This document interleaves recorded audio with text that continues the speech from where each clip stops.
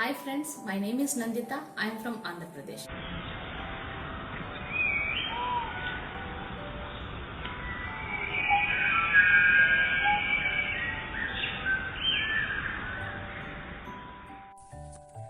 Good morning, dear students. Today we are going to discuss about biological classification from CBSE syllabus plus 1.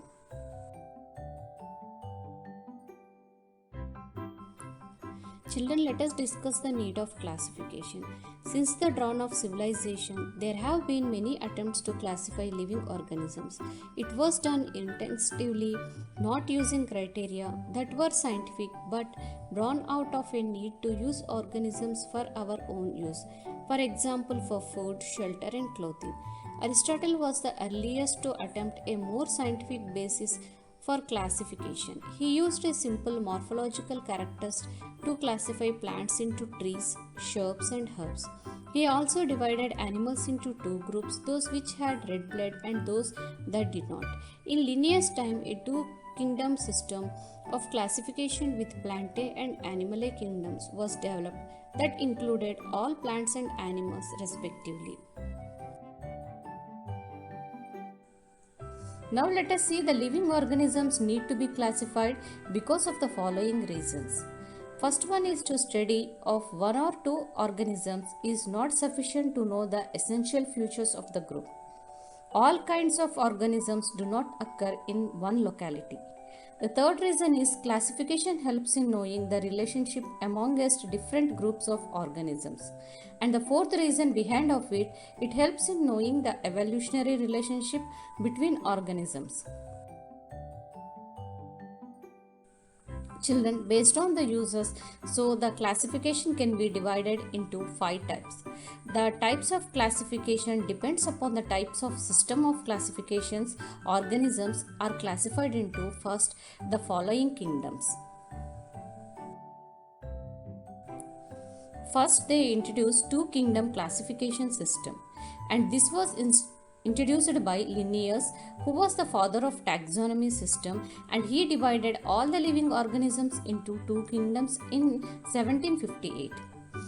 And these are Plantae and Animae.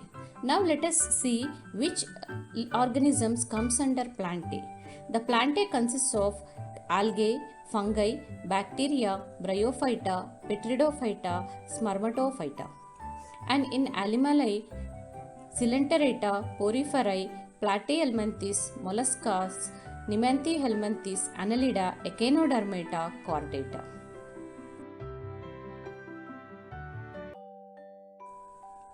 Later on, they distinguish the features of kingdom Plantae as the following. In Plantae, the cell wall is absent and a big central vacuole is present, and they absorb inorganic nutrients from outside. And ultimate growth can be observed, and well-defined growing points also be observed in kingdom Plantae. Kingdom Plantae undergoes for autotrophic mode of nutrition and reserve food in the form of starch. No locomotion except in some lower algae. Absence of excretory organs, nerve system, sense organs and muscular system, and they perform slow response to external stimuli.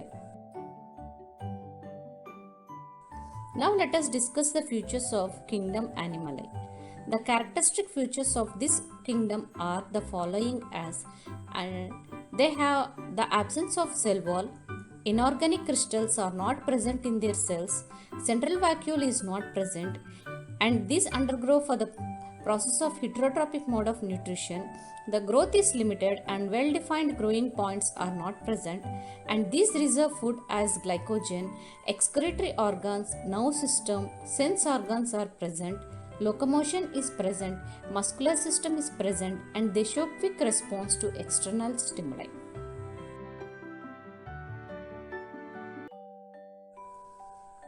Now let us discuss the objections against two kingdom classification system. The two kingdom classification system was accepted for a long time. However, some difficulties arise from this classification as several new living organisms have been discovered. Some of these difficulties are mentioned as below. The first formed organisms were neither plants nor animals. Fungi do not show similarities with structure, physiology, and reproductive system of plants. It is not easy to recognize the lower organisms as plants or animals.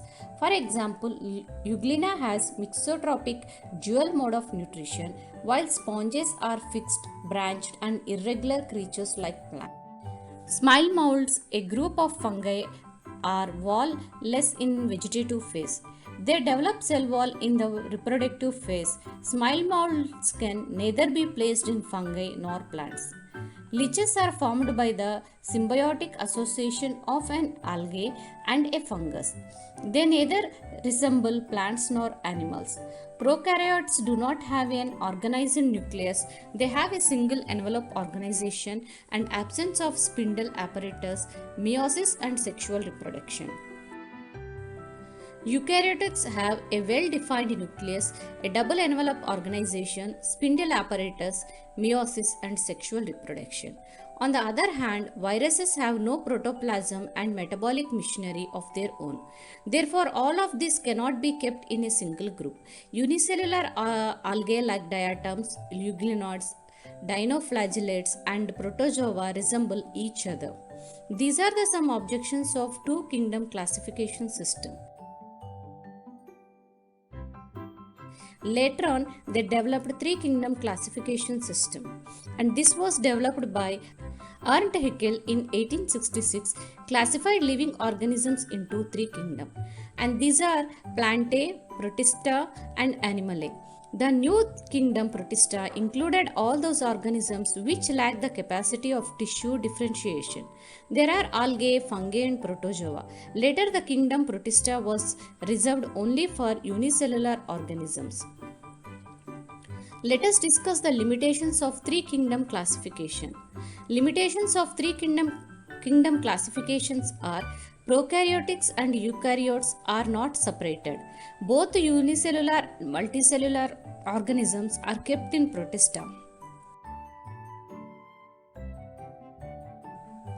After some changes, again they introduced four kingdom classification.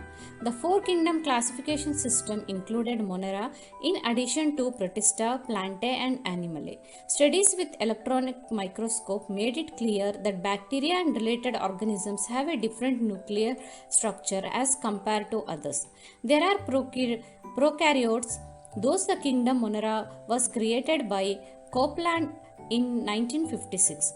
Fungi continue to remain with Plantae in this system. Later on, they developed the five kingdom classification system. The five kingdom classification system proposed before 1969. The classification system for the living organisms have undergone several changes over the time. The kingdoms defined by him were named as Monera, Protista, Fungi, Plantae, and Animae. The main criteria for the classification used by Whittaker included cell structure, body organization, mode of nutrition, reproduction, and phylogenetic relationship.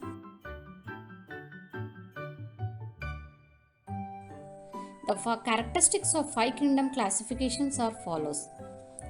Characters like cell type is in Monera prokaryotic, Protista eukaryotic, Plantae eukaryotic, and Animae eukaryotic.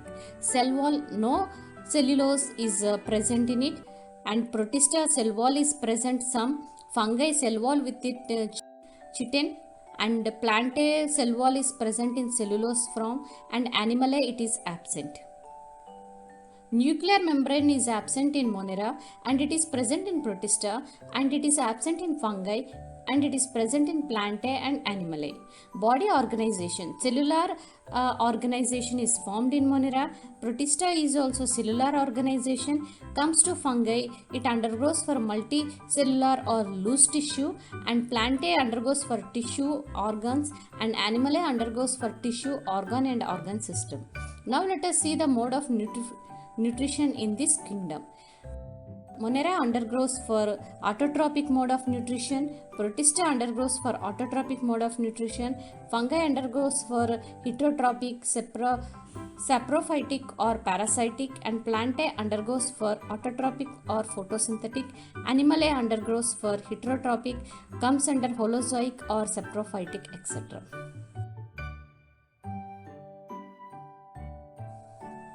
Now let us discuss the merits of five kingdom classification. The merits of five kingdom classifications are Euglena and other transitions types which had been included both amongst plants and animals are given proper place under kingdom Protista. Fungi have their own biochemical, physiological and structural organization. They have never been related to plants in this system of classification. Fungi are separately placed. A separate kingdom of prokaryotes include Monera has been created. Moneras differ from all other organisms in their cellular, reproductive and physiological organizations.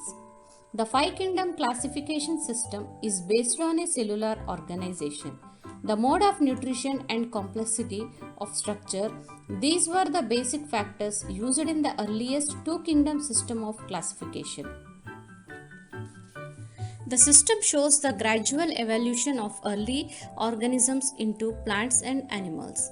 The plant and animal kingdoms are more homogeneous than they were in the two kingdom system of classification. Now let us discuss the demerits of five kingdom classification. The demerits of five kingdom classification systems are animal protozoans have been included in the kingdom Protista, which also included unicellular plants. They show different modes of nutrition. Yeast are tough unicellular eukaryotes do not belong to kingdom Protista. Later on, sixth kingdom system was introduced, and it was introduced by Karel Rose, a professor in the Department of Microbiology, the University of Illinois in 1990. This system is also named as three-domain system as it in organisms are classified into three domains that are Archaea, Bacteria and Eukarya. It mainly used the basic principles of five kingdom classification but divided the Monera into two domains, that is Archaebacteria and Eubacteria, and other eukaryotes into third kingdom.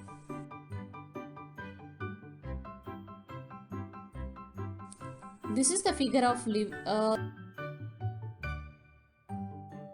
kingdom classification is divided into two categories. One is super kingdom Prokaryota and another one is super kingdom Eukaryota. Comes under super kingdom Prokaryota consists of Archaebacteria and Eubacteria, and again this Eubacteria consists of all bacteria forms separated as Archaebacteria, and kingdom Eubacteria again comes under bacteria and cyanobacteria. Now let us look into super kingdom Eukaryote.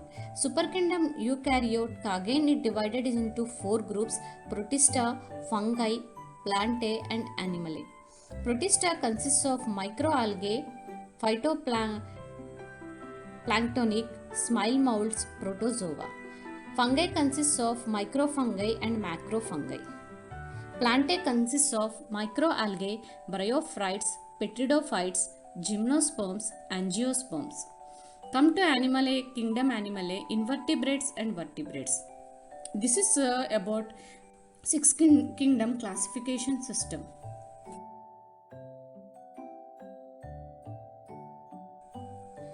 Now let us discuss the kingdom Monera.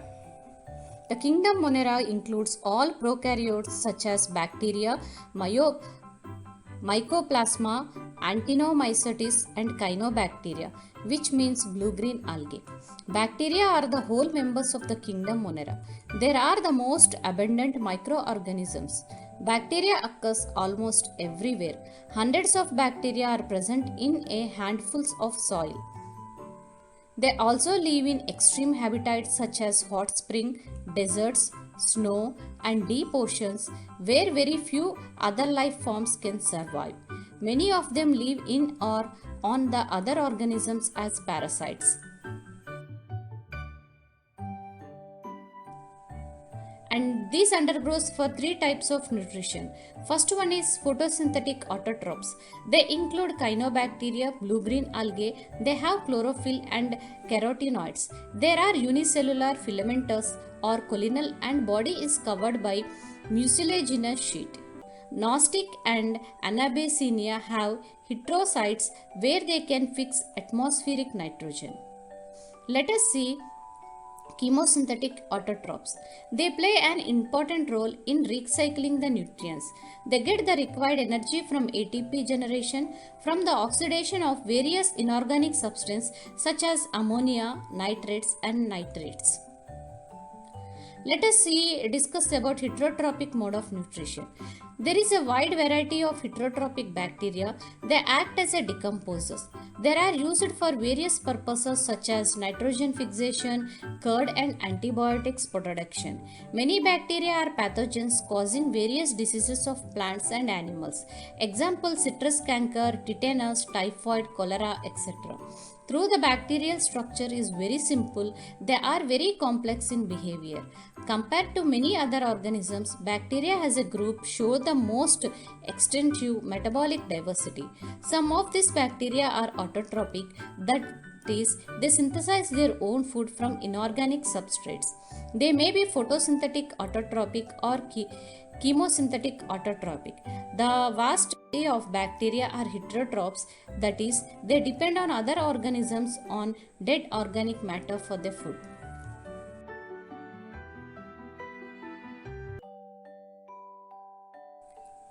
Now let us discuss the characteristic features of kingdom Monera. These are simplest and most primitive unicellular prokaryotes. The cell wall contains peptidoglycan and murin, no cellulose, and the membrane bound cell wall organelles are not present. They have various types of nutrition like saprophytic, parasitic, chemoautotrophic, photoautotrophic, and symbiotic. DNA is naked.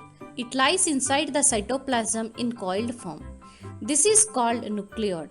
The flagella is present are single-stranded instead of being 11-stranded as in eukaryotes. This contains a protein called flagellin. Reproduction is by asexual method. Gametes are not present. Mitotic spindle is absent. Some of the moneras have the ability of fix nitrogen into useful nitrates.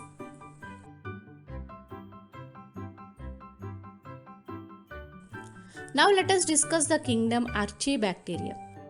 These bacteria are special since they live in some of the most harsh habitats such as extreme salty areas like Halophilus, hot springs, Thermoacidophilus and marshy areas Methanogens.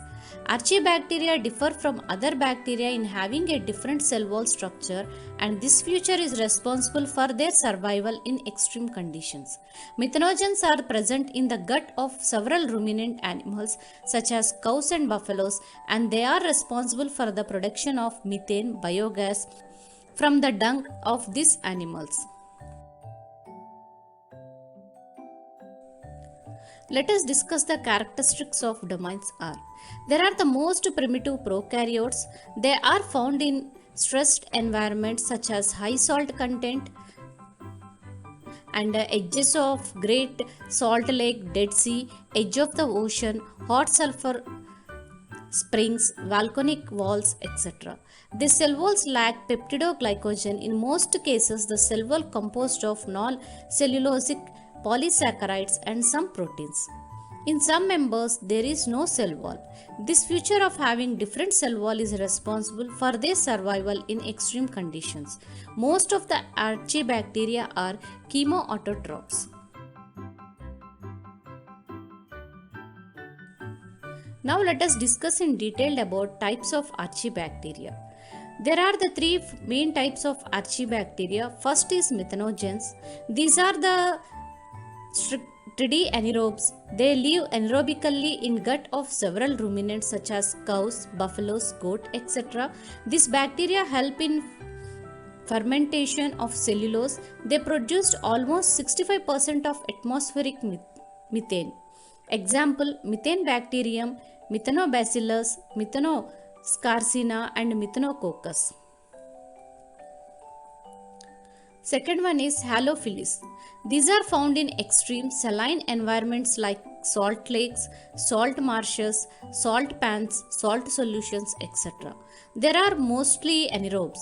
They contain a chemical called halohodospan to pump in chlorides into the cell to prevent cellular dehydration. Halobacterium develops purple membrane having photoreceptor pigment bacteriohodospan. In light, it acts like a proton pump and helps in synthesis of ATP. The formation of ATP is several mechanisms under anaerobic conditions. Now let us discuss about thermoacidophilus. These are archaeobacteria. They can live in both extreme heat and acidic pH environment. Under anaerobic conditions, these organisms oxidize sulfur to sulfuric acid. The thermoacidophilus can survive in high temperature and low pH value conditions also. Special branched chain lipids in cell membrane that reduce the cell fluid. Enzymes can work at low temperature. Enzymes are resistant to high temperature coagulations also. Now let us discuss the importance of archaeobacteria. The archaeobacteria can live in extreme environments, so they are useful in modern biotechnology, generation of biogas, thermophilic enzymes, biosensors, restriction enzymes, etc.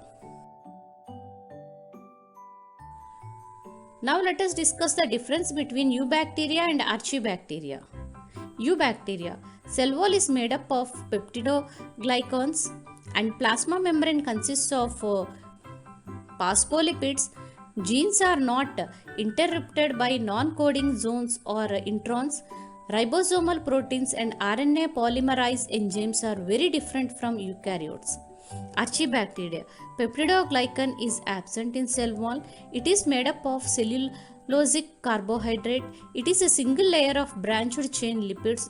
Genes are interrupted by introns like eukaryotes. Ribosomal proteins and RNA polymerase are similar to eukaryotes. Now let us discuss the kingdom Eubacteria. The members of this kingdom have peptidoglycan cell wall, naked DNA in coiled form, glycogen, food reserves, etc. Eubacteria are prokaryotic microorganisms consisting a single cell lacking a nucleus and containing DNA is a single circular chromosome. The sap vacuole is not present and 70S ribosomes are present. Eubacteria can be neither gram-negative or gram-positive. They have a economic, agricultural and medical importance. They include E. coli, lactobacilli and azospirillum.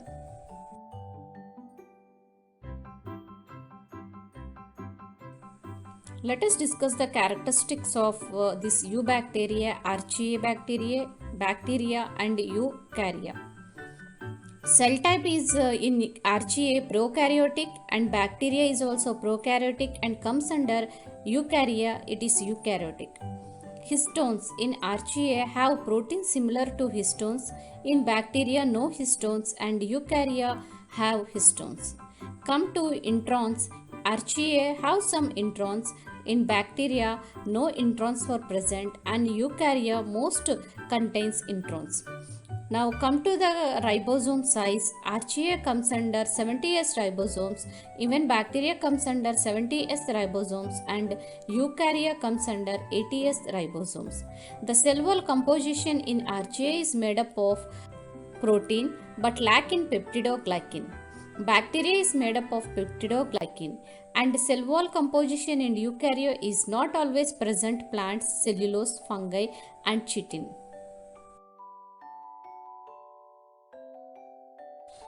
Archaea. Archaea domain includes prokaryotic organisms. These are characterized by a monolayer core of lipids in the cell membrane and distinct nucleotides in their R16S RNA. It contains a single kingdom called Archaeobacteriae. This kingdom includes earlier prokaryotes which live in extreme conditions of the environment. These are methanogens, halophilus and thermoacidophilus. Bacteria. The bacteria domain consists of typical prokaryotes that lack membrane covered cell organelles. These do not have microchambers for separating various metabolic activities. It also has a single kingdom Eubacteria. Eukarya. The domain Eukarya contains all the eukaryotes.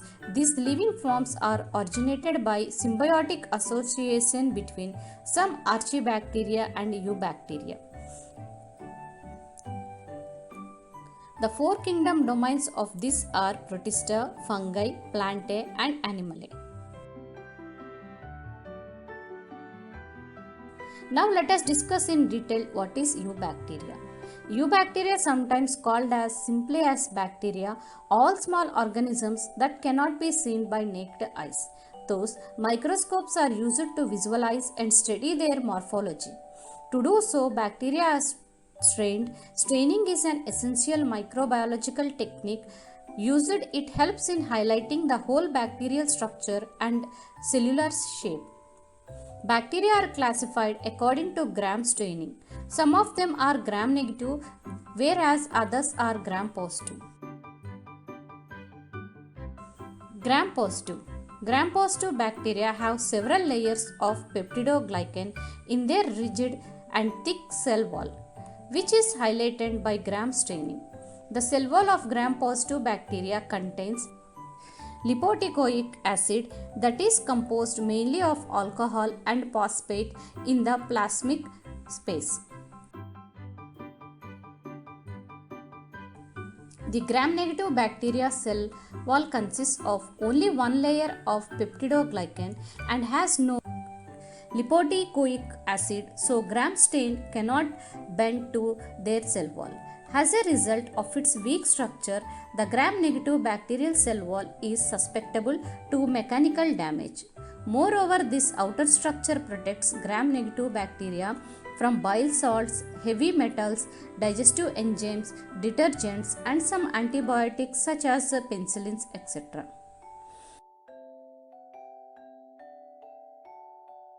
Eubacteria are classified into several phyla. Each bacterial phylum includes species characterized by specific features. Examples are as follows.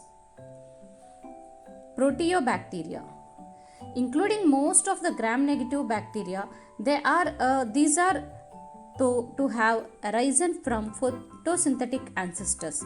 Proteobacteria are classified into 5 classes: alpha proteobacteria, beta proteobacteria, gamma proteobacteria, delta proteobacteria, and epicillinoproteobacteria. Then cyanobacteria. Cyanobacteria are characterized by a blue-green pigment. They perform photosynthesis as plants and algae. Many of these bacteria can fix nitrogen in the soil, therefore they are important in agricultural field. Chlorobi. This phylum consists of photosynthetic bacteria. Members of this phylum are green sulfur bacteria. Chlorobi reduces carbon dioxide during photosynthesis using organic compounds such as carbohydrates and acids. Members of this phylum differ greatly with their rods, spiral, cocci, or budding forms. Chloroflexi members are green, non-sulfur bacteria such as Chloroflexi can perform photosynthesis. Chlamydia. These members are pathogenic gram-negative cocci. They have a unique cycle of development. They are transmitted from human to human by direct contact or respiratory airborne routes. Plantomycetes these are budding gram-negative bacteria. Even though their DNA is similar to bacteria, their cell wall is similar to archaea. Additionally, some of them contain organelles similar to those of eukaryotes. Bacteroidetes. These are anaerobic bacteria that inhabited the human intestinal tract or oral cavity. They are present in fishes and may cause infection due to surgery or puncture wounds. Spirochetes. These are coiled, resembling metal springs. They are flagellated. Their flagella ciliated their movement using axial filaments. Spirochetes are usually present in the mouth of human.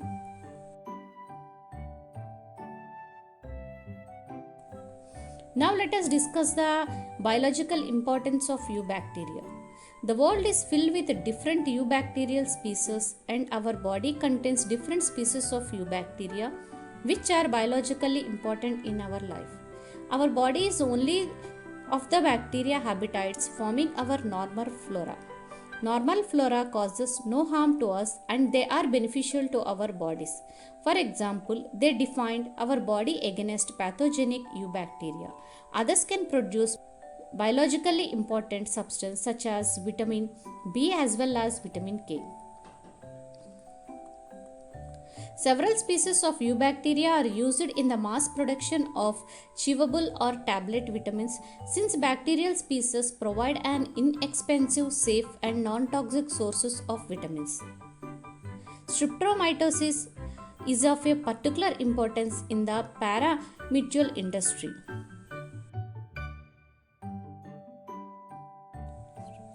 Since they differ, strains can produce about 200 different types of antibiotics. Eubacteria decompose organic matter and add bad leaves into carbon dioxide and nutrition such as nitrogen. They contribute to keep the balance of all ecosystem. Now let us discuss in detail about bacteria. The term bacteria was proposed by Ehrenberg in 1829. They have widespread distribution, be it air, water or soil. Bacteria can survive in extreme range of temperatures like up to 78 degrees centigrade to minus 190 degrees centigrade. Let us discuss the important characteristics of bacteria. Bacteria are found in all kinds of habitats. They are prokaryotic microorganisms. They are unicellular organisms. Bacteria cell wall contains peptidoglycan. An organized nucleus is absent in bacteria. Extrachromosomal self-replicating DNA segments called plasmids occur in most of the bacteria. Mitochondria, plasmids, Golgi apparatus, endoplasmic reticulum and other membranes covered cell organelles are absent.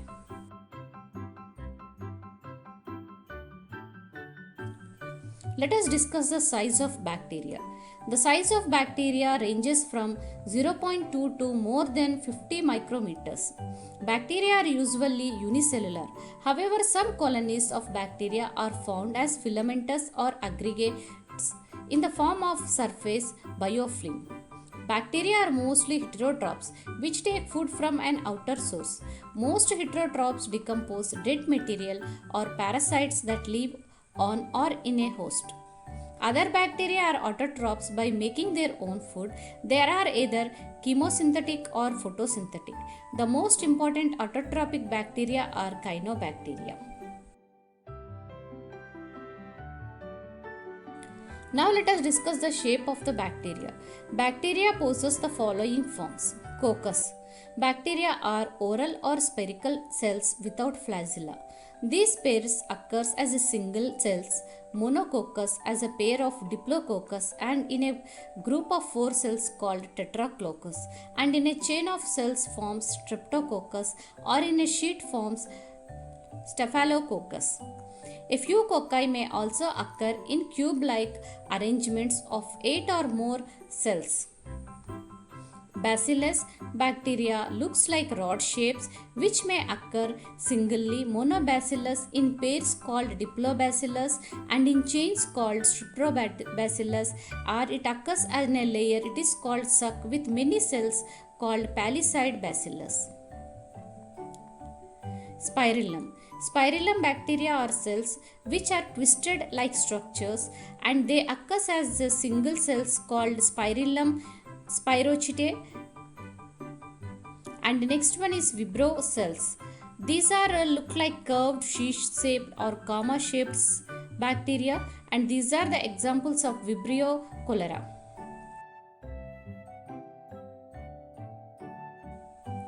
Bacteria were discovered by Anton von Leeuwenhoek in 1632 to 1723. He observed bacteria in 1675. Louis Pasteur laid the foundation of bacteriology by developing culture techniques. Now let us study the structure of bacteria. A bacterial cell is covered by mucilage. It is differentiated into cell wall, plasma membrane, cytoplasm, nucleod, plasmatids, insulin bodies, flagella, pili, and fimbrane. Membrane bound organelles are absent. Details about the structure of bacteria means prokaryotics will study later in the chapter 8 of this. Structures externally to the cell wall may be flagella, fimbrane, axial filaments, glycocalyx or pili. Each of these structures have its distinctive function where some eubacteria have flagella to facilitate their environment. Flagella are long filaments that facilitate the mobility of bacteria. Flagella consists of three main parts: a portion consisting of flagellin, protein called filament, and the middle part is called hook, and the basal body that attaches to the bacterial plasma membrane and cell wall. Fimbrane or pili are hair-like structures similar to flagella but thinner. The pili or pillars are thin projections used for conjugation between bacteria for reproduction after the bacteria are brought together by pili. The DNA moves from one cell to another cell, so new features as antibiotic resistance are transferred between the cells. Glycocalyx surrounds some eubacterial cells. It is a viscous polymer composed of polypeptides or polysaccharides and functions to protect the bacteria. It is commonly known as the capsule. The capsule is considered to be one of the virulence factor of some bacteria since it enables the bacteria to resist phagocytosis by the immune system. Glycocalyx coat can also help bacteria to attach firmly to the host cell, such as Vibrio cholera that produces glycocalyx to attach the intestinal cells. The cell wall of bacteria consists of chiefly of a network of polypeptidoglycans. It may be associated with other substance or present alone.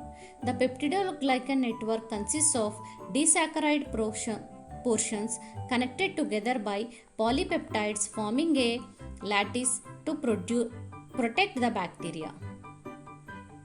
Some antibiotics such as penicillins and cephalosporins interfere with the structure of bacterial cell wall, leading to the cell lysis and ruptures. Structures internally to the cell wall include cell membrane, cytoplasm, DNA, plasmids and ribosome. Like eukaryotic cells, prokaryotic internal structure such as those of eubacteria are surrounded by cytoplasmic membrane consists of mainly of phospholipids. However, the cell membrane of prokaryotics is less rigid than that of many eukaryotes. Bacterial cell mostly contains a small structure of DNA, double-stranded, called a plasmid, that is distinguished from the bacterial chromosome. Plasmids replicate independently from the bacterial chromosomes. Plasmids are the main structures used in biotechnology applications recently because they can replicate independently. Like eukaryotes, prokaryotes have ribosomes for the synthesis of proteins. Now let us discuss the nutrition in bacteria. Bacteria show both autotrophic and heterotrophic mode of nutrition and mixotropic mode of nutrition. On the basis of mode of nutrition, bacteria are two types. Autotrophic bacteria. Photosynthetic. These bacteria have green sunlight trapping pigment called bacteriochlorophyll. These are found at the bottom of ponds and lotus. Bacterial photosynthesis does not release oxygen. Chemosynthetic autotrophic nutrition. These bacteria are able to synthesize their food from inorganic raw material with the help of energy derived from exogenic chemical reactions.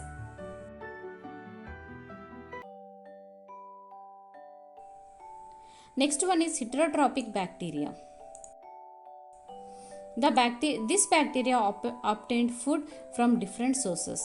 This may be the following types: Saprophytes. These are called decomposers or detrivorous of transformers. These obtain food by decomposing dead bodies, excrete of animals, dead plants, and their parts. Parasites. These are disease causing bacteria called as pathogens, which cause typhoid in humans. Symbionts.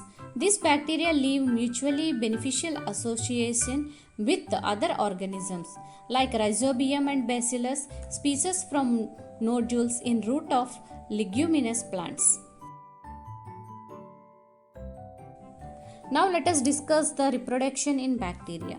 Bacteria reproduce by asexual and sexual methods. Let us discuss the asexual method. As asexual reproduction occurs by binary fusion and endospore formation. Binary fusion. Binary fusion is a simple cell division in which bacterial cell divides into two parts. A constriction appears at the center of the cell, deepens further and grows from margin to center, and finally the two cells were produced. Endospore. Formation of endospores are perennial structures which help in survival even during harsh environmental conditions. The endospore has many wall layers. It has heat resistant chemicals called salicylic acid and diplolenic acid.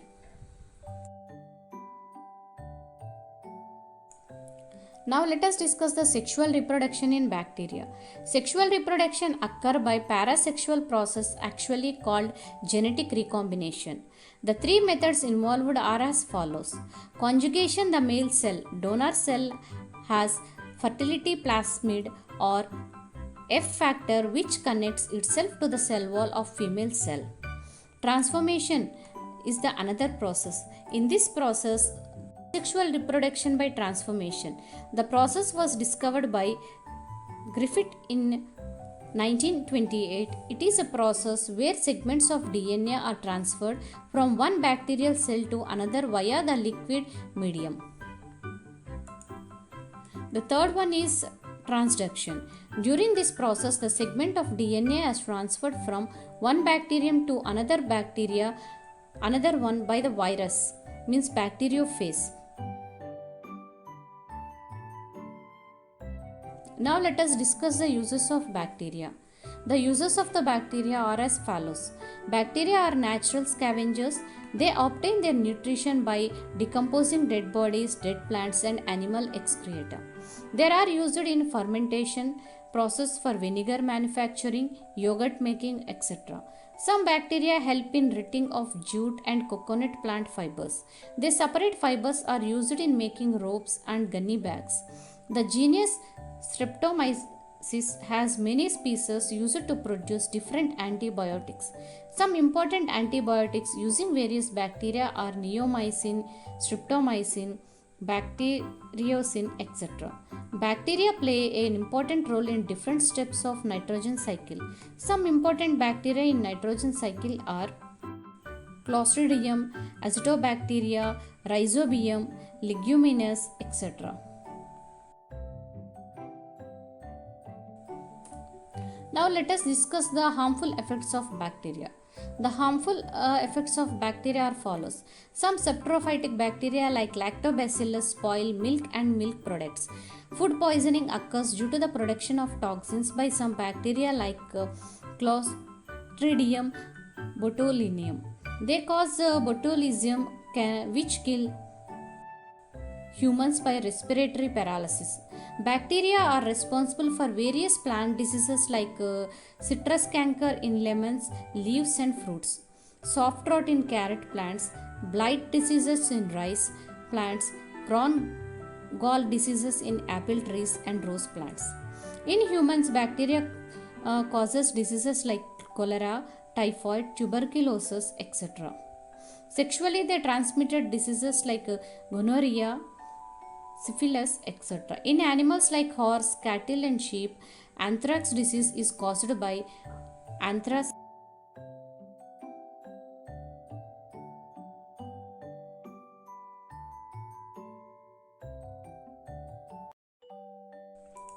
Now let us discuss about cyanobacteria. Cyanobacteria, member of this group, blue-green algae, have many characters similar to bacteria. The examples of cyanobacteria are nostoc, oscillatoria, Anabenia, etc. They can survive in a wide variety of habitats such as hot springs, sea water, polluted water, etc.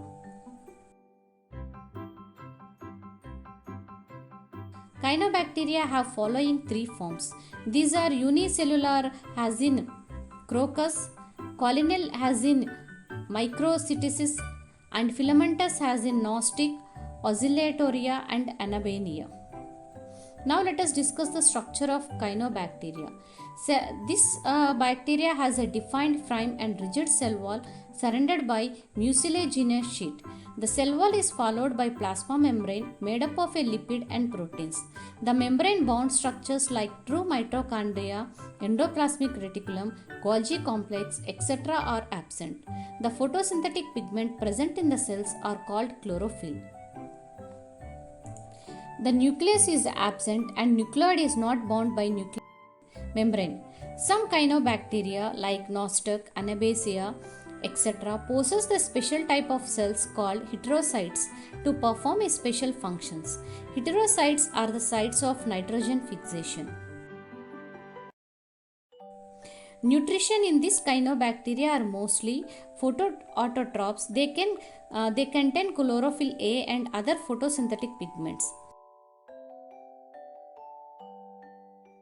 Now let us discuss the reproduction in cyanobacteria. Cyanobacteria multiply asexually and vegetatively. Sexual reproduction does not occur in cyanobacteria.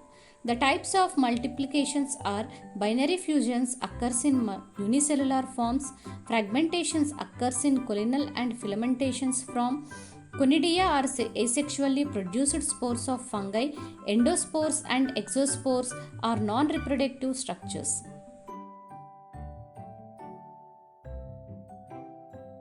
Now let us discuss the differentiation between bacteria and cyanobacteria. First we will discuss about bacteria. Bacteria are cells are smaller and the cell wall is layered by one or two. They may possess flagella. They undergo for the process of both autotrophic and heterotrophic mode of nutrition. Autotrophic bacteria contain bacteriochlorophyll. So photosynthesis is an oxygenic. They may be aerobic or anaerobic. They reserve food in glycogen. Come to the cyanobacteria. The cells are comparatively larger. The cell wall is 4-layered. They lack flagella. They are autotrophic. They process chlorophyll A has found in eukaryotic autotrophs. Photosynthesis is oxygenic and cyanobacteria are aerobic and they reserve food in cyanophysin and in the form of starch.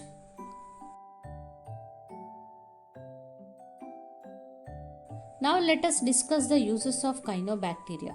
Some uses of cyanobacteria are as follows. Some cyanobacteria have the ability to fix atmospheric nitrogen. The green manuring by farmers is done on the basis of enrich the soil with nitrogenous fertilizers. The cyanobacteria like Anabenia, Tolipotrix, etc. help in prevention of soil erosion and its conservation. Spirulina is a protein rich supplement of humans. It is a fast growing cyanobacteria. It is also known as a single cell protein. Cyanobacteria like Anabenia prevent mosquito larvae to grow in surroundings. Now let us discuss the harmful effects of cyanobacteria. Some of the harmful effects of cyanobacteria are as follows. Cyanobacteria discolor the walls and roofs of buildings, movements and status. Oscillatoria causes asthma and gastrointestinal problems by releasing its toxins. Growth of oscillatoria in water bodies shows pollution by organic matter. Excessive growth of cyanobacteria form water blooms which decreases oxygen level in water causing death of aquatic animals.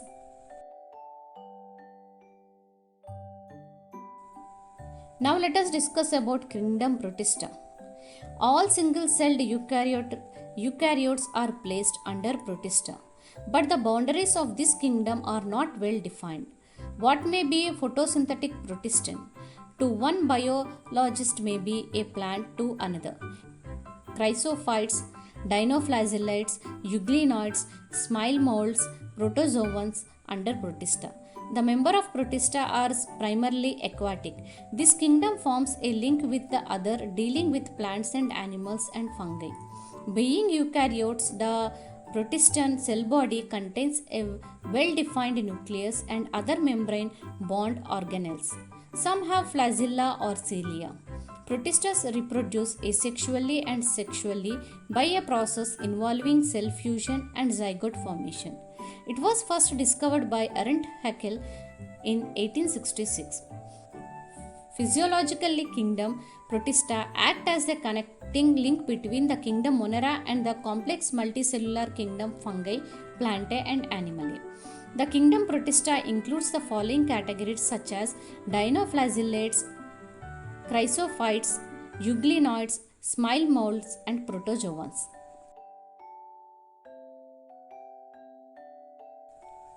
Now let us discuss the general characteristics of kingdom Protista.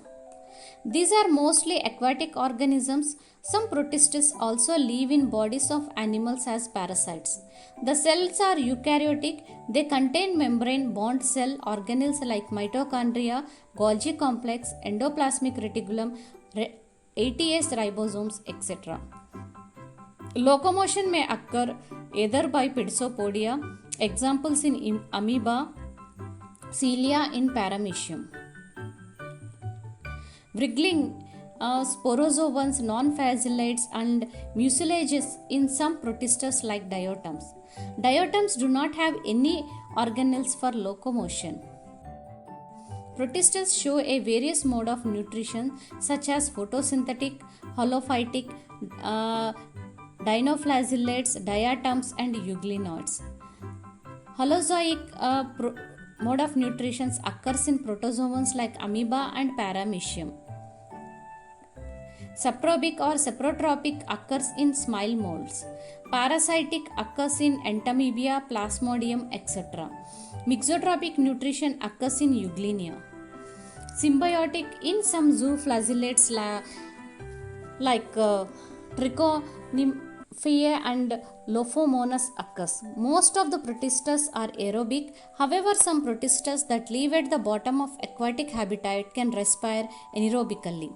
Protistas reproduce asexually and sexually by a process involving cell fusion and zygote formation.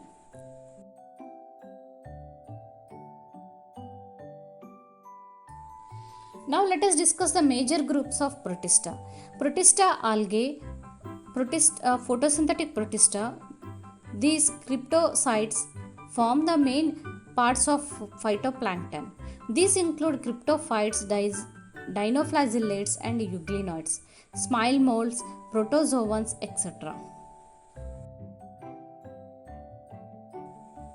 First, let us discuss about chrysophytes. This group includes diatoms and golden algae. They are found in fresh water as well as in marine environments. They are microscopic and float passively in water currents. Most of them are photosynthetic. In diatoms, the cell wall forms two thin overlapping cells which fit together as in a soap box. The walls are embedded with silica and thus the walls are indestructible. Thus, the diatoms have left behind a large amount of cell wall deposits in their habitat. This accumulation over billions of years is referred as the diatomyceous earth.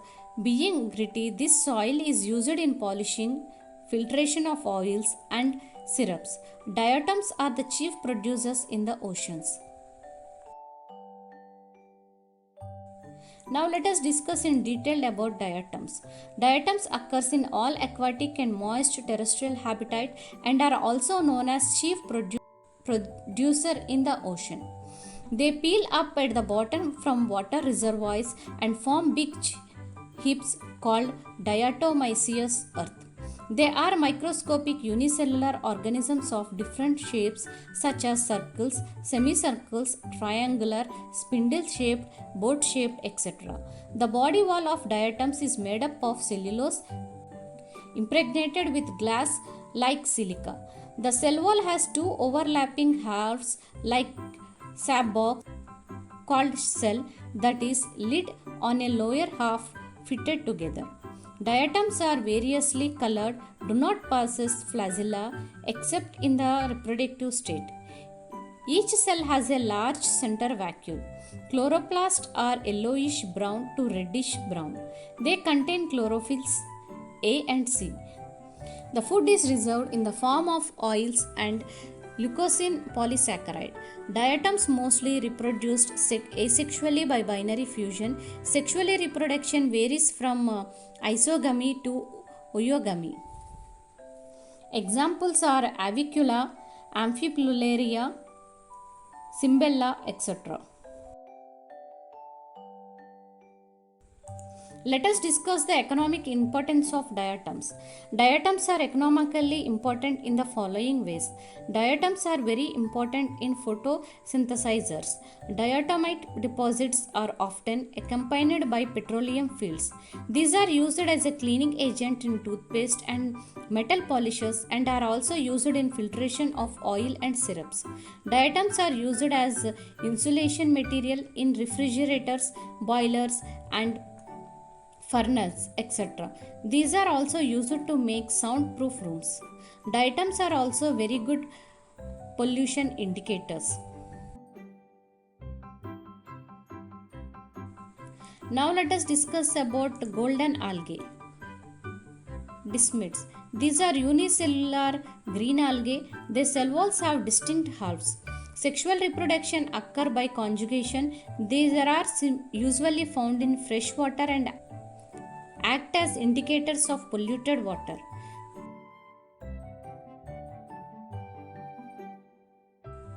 Now let us discuss about dinoflagellates.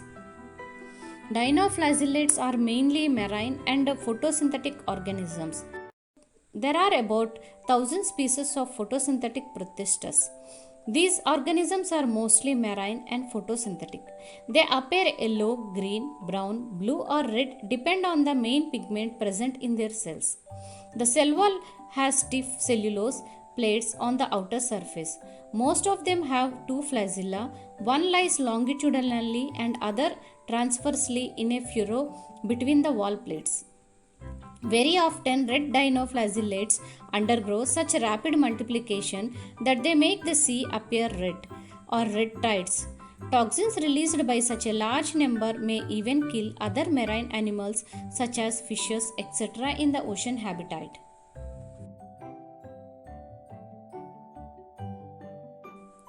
Now let us discuss the general characteristics of dinoflagellates. Dinoflagellates are important in phytoplanktons. Most of them are marine, but some occurs in fresh water. They appear in yellow, green, brown, blue or red depending on the main pigment, which we already discussed previously, and it is present in the cells. The cell walls in dinoflagellates is present and it is composed of number of plates made up of cellulose. Some dinoflagellates like Goniotax grow in a large number in a sea and make the water look red and form red tide. Toxins are released by such large numbers even it kill other aquatic animals. The cells usually possess two flagella which are different types. One flagellum is transfer arising from the anterior part. The other flagellum arises in the vertical furrow. Both of these flagella beat in different directions. The nucleus is bigger in size, named as mesokaryon. Chromosomes do not have histone and RNA. The cell possesses an osmoregulatory organelle called capsule, which superficially looks like contractile vacuole. Dinoflagellates reproduce asexually through cell division or by formation of zoospores and cysts. Varieties of eye spots occur in dinoflagellates. Some of them are like ocilli. They preserve food in store in the form of starch and oils.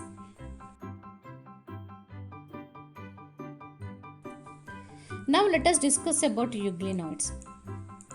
Euglenoids live in fresh aquatic habitats and damp soils.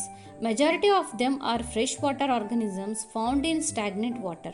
Instead of a cell wall, they have a protein-rich layer called pellicule which makes their body flexible. They do not have flagella. They have two flagella, a short and a long one. Though they are photosynthetic in the presence of sunlight, when deprived of sunlight, they behave like heterotrophs by predating on other smaller organisms. Interestingly, the pigments of euglenoids are identical to those present in higher plants, examples like euglena. The characteristic features of euglenoids are described in below as follows. They are unicellular flagellate protisters. The body is covered by thin and flexible pellicule. It lacks cellulosic cell wall. Euglenoids have two flagella, usually one long and one short. They perform creeping movements by expansion and contraction of their body. This phenomena is called metabolism. Nutrition is halophytic, saprobic and halozoic. The mode of nutrition is called is mixotropic. The photosynthetic pigments included chlorophyll A and B. These reserve food in the form of carbohydrates. These are called paramammalian bodies. Euglenoids reproduce asexually through cell division by formation of zoospores and cysts. A variety of isopods occurs dinoflagellates. Some of them are like ocelli, and these reserve store food in the form of starch and oils. Euglenoids reproduce by longitudinal binary fusion under favorable conditions. The Plamella stage is found during unfavorable conditions. Examples Euglena, Perennema, Eutreptia. Euglena is considered as a plant as well as animal. It also called as plant animal. The plant and animal features are chloroplast and chlorophyll are present as holophytic nutrition. Animal features presence in pelliculi which is not made up of cellulose. Contractical vacuole is present. Longitudinal binary fusions are present.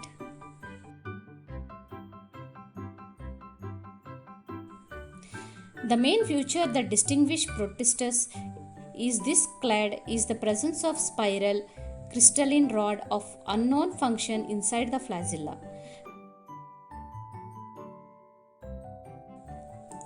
Now let us discuss about smile molds. The smile molds are saprophytic protisters. Anton D. Berry 1875 related them to animals and called them as Mycetozoa. These are also named as fungus animals because they share the common characteristics of animals and are known as protistogengi. And due to their protistine nature, the general features of smile molds are discussed here are T smile molds and are acellular and cellular types. About 600 species are present in smile molds.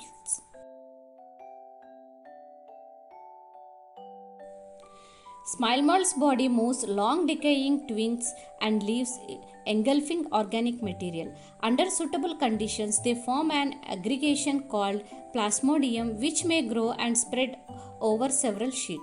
During unfavorable conditions, the plasmodium differentiates and form fruiting bodies bearing spores at their tips. The spores possess true walls. They are extremely resistant and survive for many years. Even under adverse conditions, the spores are disappear by air currents reported by biologists, out of which 27 species known from the India. They are found in most terrestrial places rich in decaying organic food. The body of smile molds is covered with mucilage having gelatinous sheet consisting. They do not have chlorophyll. They are surrounded by plasma membrane. However, the spores have the cellulosic cell walls. They show phagotropic or septotropic nutrition. Both sexual and asexual modes of reproduction occurs in smile molds. They are like protozoans in their amoeboid plasmodial stages and similar to true fungi in spore formation. Acellular smile molds are common, found on dead and decaying plant matter. The cellular smile molds occurs in all humans containing upper layer of dump soil. When the food supply is shorter or conditions are not favorable, the amoeboid cells form aggregate without any fusion. This aggregated mass is called pedicoplasmodium. The examples of cellular smile molds are Dictyostelium and Polyspondylium. The plasmodium is the free living thalloid body of acellular smile molds. It is wall-less mass of multinucleated protoplasm covered by smile layer. During unfavorable conditions, the plasmodium differentiates and form fruiting bodies bearing spores at their tips. While during favorable conditions, Plasmodium can spread over several sheets. The smile molds are beneficial as they cause the decomposition of organic matter in the soil.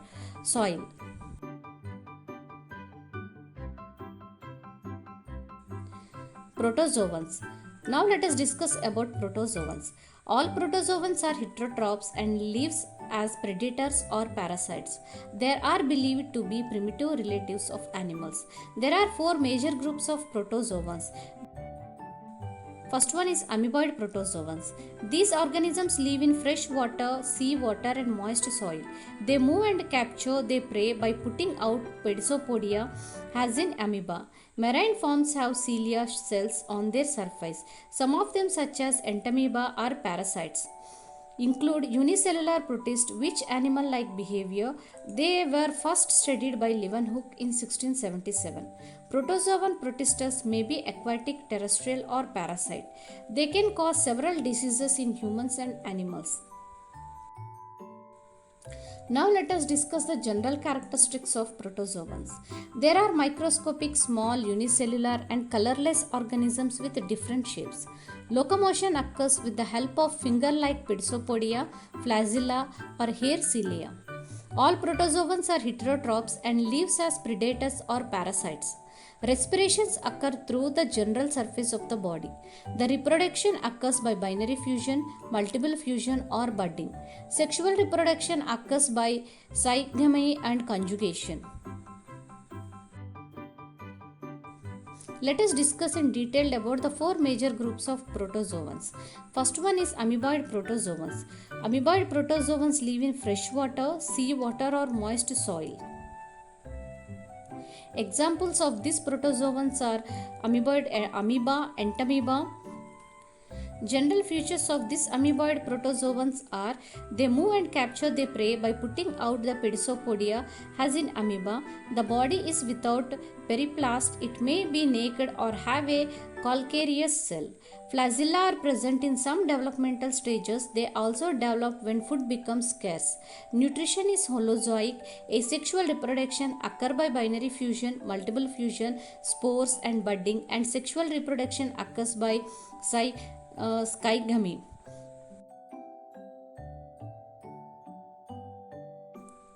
Next one is flagellated protozoans.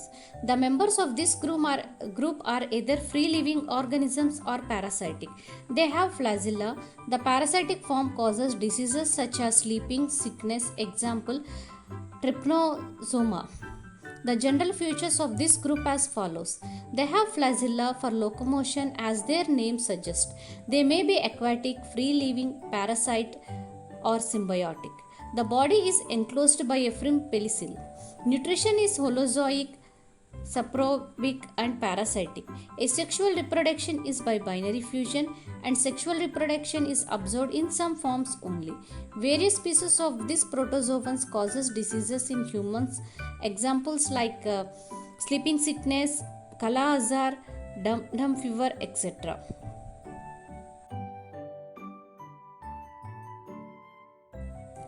Next one is ciliated protozoans. These are aquatic, actively moving organisms because the presence of thousands of cilia. They have a cavity that opens to the outside of the cell surface. The coordinated movement of rows of cilia causes the water laden with food to be steroid into the gullet. Example, paramecium. Now let us discuss some of the general features of this group. Many ciliates live as free living individuals in fresh percent and marine water, etc. A large number of cilia present on whole body surface. The cilia are used to capture food and for locomotion. The nutrition is halozoic except in some parasitic forms. The body is covered with flexible pelliculi. There are definite regions for ingestion and egestion. The ciliates have a large macronucleus and small micronucleus. They have small ejectable trichocytes for defense. Osmoregulation occurs by contractile vacuole. Asexual reproduction occurs by transfer binary fusion or budding. Cyst formation is also occurred during unfavorable condition. Sexual reproduction by means of conjugation. Now let us discuss about sporozoans. This includes diverse organisms that have an infectious spore-like stage in their life cycle. Most nutritious is Plasmodium, means malaria parasite, which causes malaria, a disease which has staggering effect on human population. Let us discuss the general features of this group.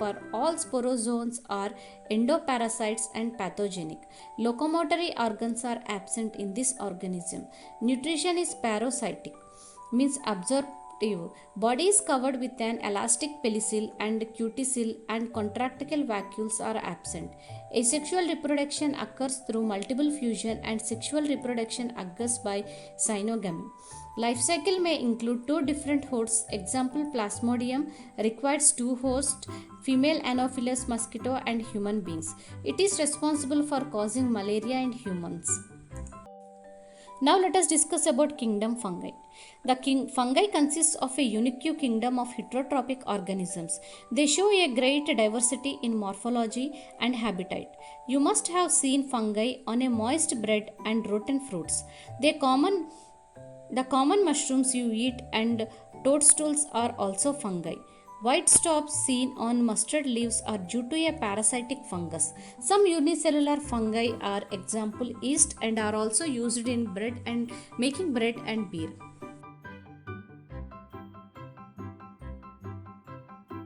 Science deal with the study fungi is called mycology. The knowledge of fungi to mankind dates back it prehistoric times. Linnaeus in 1601 may be regarded as one of the earliest writers to describe fungi. Buffon in 1623 also included the amount of known fungal forms in his book Finax Tetraic Botanica.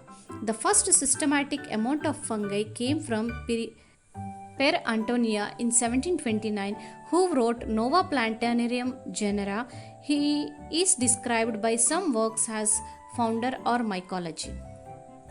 You have wondered why we keep food in the refrigerator. Yes, it is to prevent food from going bad due to bacterial or fungal infections. With the exceptions of yeast, which are unicellular, fungi are filamentous. Their bodies consist of long, cylinder, thread-like structures called hyphae.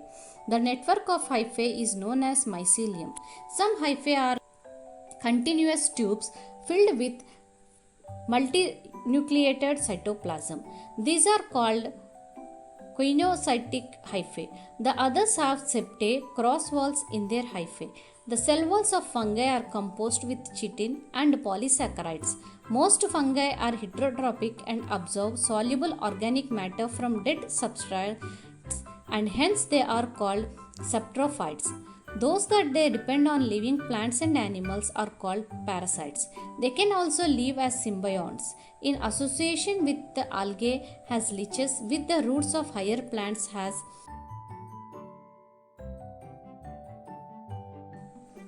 Now let us discuss the characteristics of fungi. The general characteristics of fungi are as follows. Fungi are eukaryotes. These are decomposers, means the best recycles around as no chlorophyll is present and there are non photosynthetic. Most of them are multicellular, some are unicellular. Examples of multicellular are hyphae and unicellular are yeast, and there are non-motile cell walls made up of chitin instead of cellulose like that of plant, and are more related to animals that the plant kingdom.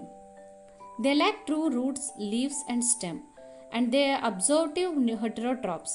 They digest food externally and then they absorb it. Lack of chlorophyll affects the lifestyle of fungi. It does not depend on the sunlight for the food photosynthesis. It can occupy the dark habitats also. It can grow in any directions and invade an interior of a substrate with an absorptive filaments occurs in this fungi. Let us discuss the structures of fungi. The body of fungi made up of tiny filaments or tubes called hyphae. It contains cytoplasm and nuclei. Each hyphae is one continuous cell and the cell wall made up of chitin. A tangled mass of hyphae is called mycelium. Rhizoids are root-like parts of fungi that anchor them to the substrate. Mycelium increases the surface area of fungi to absorb more nutrients.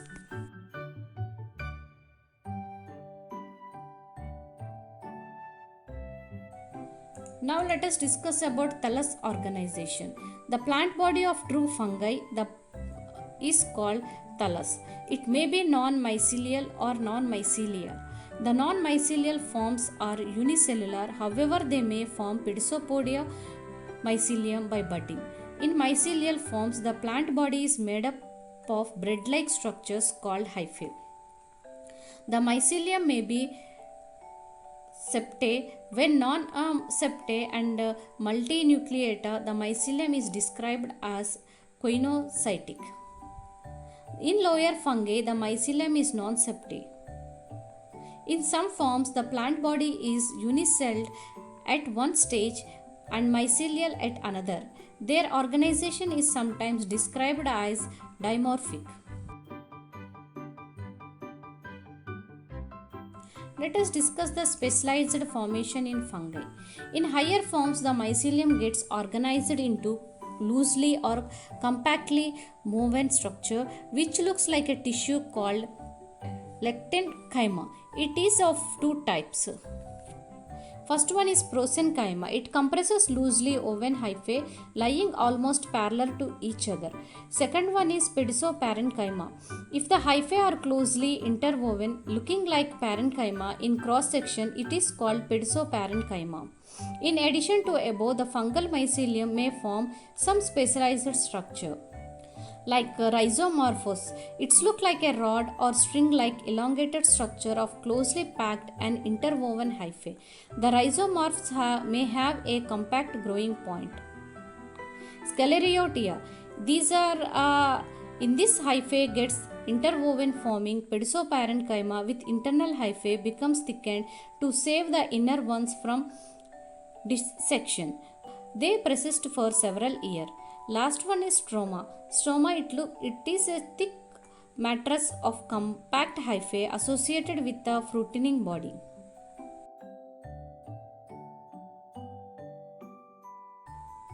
Let us discuss the cell organization in fungi. The cell wall of fungi is mainly made up of chitin and cellulose. While chitin is a polymer of N-acetyl glucosamine, the cellulose is polymer of D-glucose. Precisely, the cell wall may be made up of cellulose, glucan, chitin, etc. Besides, the cell wall may be made up of cellulose glycogen, cellulose chitin and polygalactosamine, etc.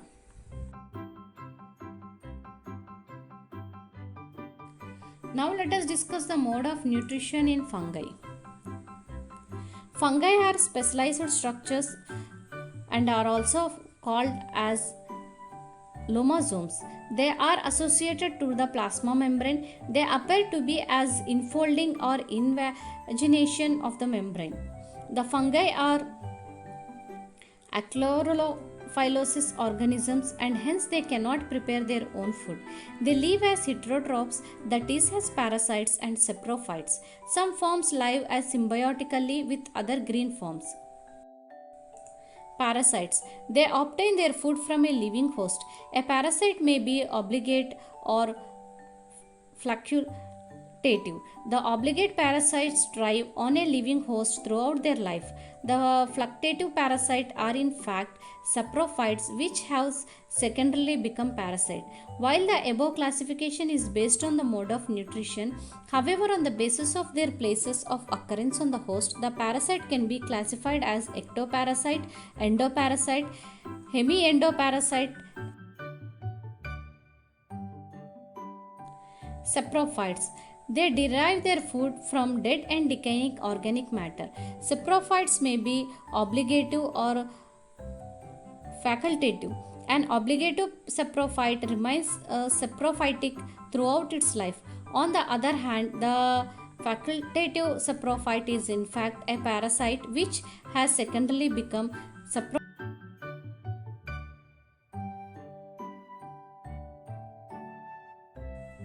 Some fungal forms grows in symbiotic association with the green or blue-green algae and constitute the lichens. Here the algal components is photosynthetic and the fungal is reproductive. A few fungal forms grow in association with the roots of higher plants. The association is called as mycorrhizae. Now let us discuss the reproduction in fungi. The fungi may reproduce vegetatively, asexually as well as sexually. First let us discuss about vegetative reproduction. Fragmentation. Some forms belonging to fragmentation, they multiply by breaking the mycelium sheet. The second one is budding. Some unicelled forms multiply by budding. A bud arises as papilla on the parent cell and then after its enlargement separates into completely independent entity. Fissions. A few unicelled forms like yeast or smile molds multiply by this process. Odia. In some mycelia forms, the thallus breaks into its component cell. Each cell then rounds up in the structure called odium. They may germinate immediately to form the new mycelium. Chlamydospores. Some fungi produce chlamydospores which are thick-walled cells. They are intercalary in position. These are capable of forming a new plant on approach of favorable condition. Reproduction of fungi through a sexual method. Sporangiospores. These are thin-walled and non-motile spores formed in a sporangium. They may be uni or multiciliated. On account of their structure, they are also called as aphlenospores. Zoospores. They are thin-walled motile spores formed in a zoosporangium. Example, Pilobulus, a sticky mass containing many spores is discharged as a single unit. Conidia. In some fungi, the spores are not formed inside a sporangium. They are borne freely on the tips of special branches called conidiospores. The spores those formed as called as conidia. On the basis of the development of two spores, conidia are recognized, namely thallospores and blastospores, or through conidia.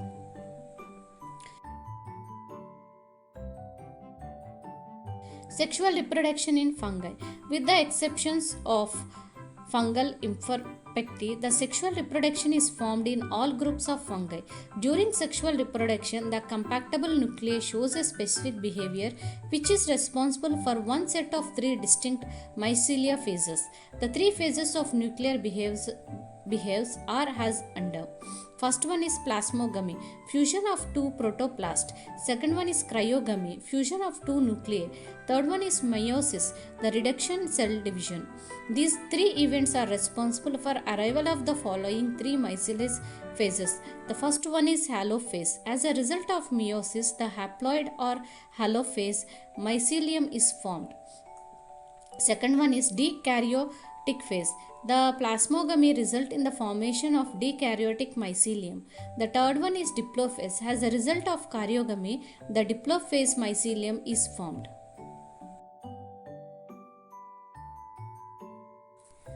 Yeast. Yeast was first described by Antony Leeuwenhoek in 1680. Yeasts are non-mycelial or unicellular, which is a very small and either spherical or oval in shape. However, under favorable conditions, they grow rapidly and form false mycelium and pedicomycelium. The individual cells are colorless, but the colonies may appear white, red, brown, cream, or yellow. The single cell is about 10 mm in diameter. It is enclosed in a delicate membrane which is not made up of a fungal cellulose, but it is a mixture of two polysaccharides known as glycogen. Reproduction in yeast occurs by vegetative or a sexual or non-sexual. Vegetative reproduction in yeast neither by budding or fusion. Sexual reproduction in yeast takes place during unfavorable condition, particularly when there is a less amount of food. The sex organs are not formed in yeast, and the sexual fusion occurs between two haploid vegetative cells, two ascospores which behave as gametes. The two fungine gametes are haploid and may be isogamous and anisogamous. With such kind of sexual reproduction is called gametic copulation. This is the best example of hologamy, that is, the entire vegetative thallus is transformed into reproductive body. The sexual fusion leads to the formation of diploid zygote. The zygote behaves as an ascus and forms 4 to 8 haploid ascospores. This liberate the and functions as vegetative cells. Now let us discuss about basidiomycetes. Commonly known forms of basidiomycetes are mushrooms, bracket fungi, or puffballs. These grow in soil, logs and tree stumps and living plant bodies as parasites, etc. Mycelium is branched and septate. The sexual spores are generally not found, but vegetative reproduction by fragmentation is common. The sex organs are absent, but plasmogamy is brought about by fusion of two vegetative or somatic cells of different strains or genotypes. The resultant structure is dikaryotic, which ultimately gives rise to basidium. Karyogamy and meiosis takes place in the basidium, producing 4 basidiospores. The basidiospores are exogenously produced in the basidium. The basidia are arranged in fruiting bodies called basidiocrabs. Some common members are agaricus, mushroom, mud, and rust fungus. Next, let us discuss about deuteriomycetes, commonly known as imperfect fungi because only the asexual or vegetative phases of this fungi are known. The deuteromycetes reproduce only by a sexual spores known as conidia. The mycelium is septate and branched. Some members are saprophytes or sparocytes, while a large number of them are decomposers or litter and help in mineral cycling.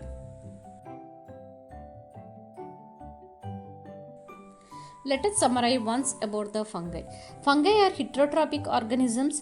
Fungi are filamentous with the exception of unicellular yeast. Fungi consists of long cylinder thread-like structures called the network of hyphae, and it is known as mycelium. Some hyphae are continuous tubes filled with multinucleated cytoplasm. These are also coinocytic hyphae, and others have septate across walls in their hyphae. The cell walls of fungi are composed of chitin and polysaccharides. Fungi can also live as symbionts. Reproduction in fungi can take place either vegetative, fragmentation, fusion and budding, asexual reproduction by spores called conidia, sporangiospores, and sexual is by oozospores, ascospores, etc. The sexual cycle involves in the following steps like fusion of protoplasm between two motile and non-motile gametes The fungi forms fruiting bodies in which reduction divisions occur, leading to formation of haploid spores. Kingdom fungi is divided into various classes based on the morphology of the mycelium, mode of spores formation, and fruiting bodies such as Phycomycetes, Ascomycetes, Basidiomycetes, Deuteromycetes.